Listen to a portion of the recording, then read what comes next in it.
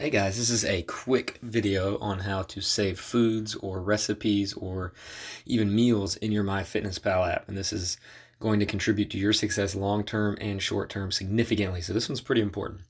So what you want to, there's a couple different ways you can do this. The easiest way to go from your home screen in MyFitnessPal is to click the three lines in the top left corner.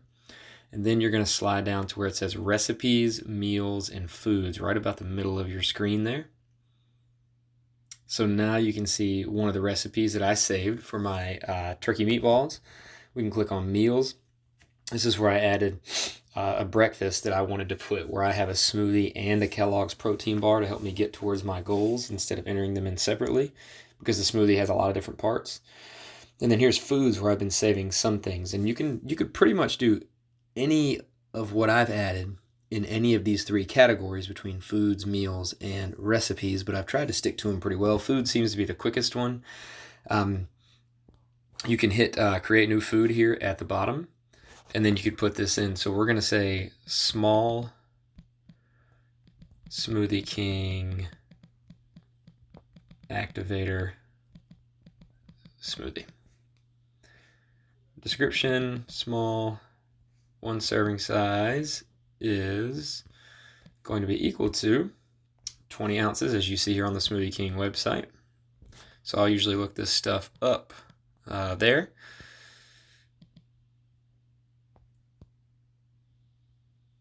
Excuse me, let's go 20 ounces. Servings per container is 1, and of course you could, that can vary. And I'm going to hit next, and this is where you can add in your nutrients. So let's go back and take a look. We got 200 calories, 2 grams of fat, 24 carbs, 23 protein, and I already forgot half of that, so let's look again. 200. You could add this other stuff in. We're going to focus on the main macros right now. So total fat is 2 grams.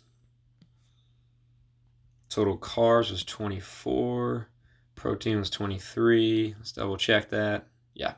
And you can see it does have some other stuff below it, but I'm not going to focus on that right now. So then you can just hit next. I'm sorry. Next on my phone, save in the top right corner. I had no thanks for these nutrient details unless I wanted them. And so now you can see we have a small there. I've already got a large and I've got a medium. What I'd actually like to do is next time I'd probably have a different title there to make it a little bit easier to understand. So that's how you add a food. With meals, it's pretty much the same thing. You can say create a meal, put your meal name in at the top, and it'll share it with the public if you want to.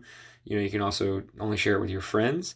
You can have directions for making the meal. You can hit this plus button, and this is where you can choose different food items to add to the meal.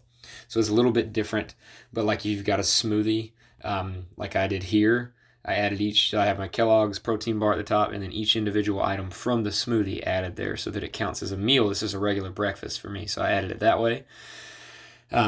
Recipes, I added my meatballs here, and I had to weigh these out and all that good stuff, but I added all the ingredients in and did that based on the simplest measurements I could. So like 1 ounce of extra lean beef, 1 ounce of lean ground turkey. Like those are the serving sizes for each thing.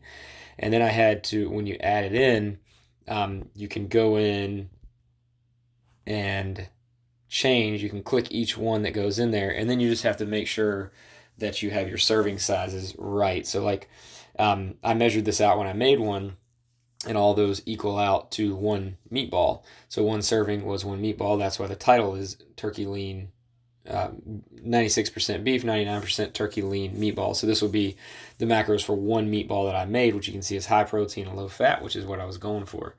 So that's how you add in a recipe, meals, and foods. And I highly recommend you do this as soon as possible to help save you time in the long run.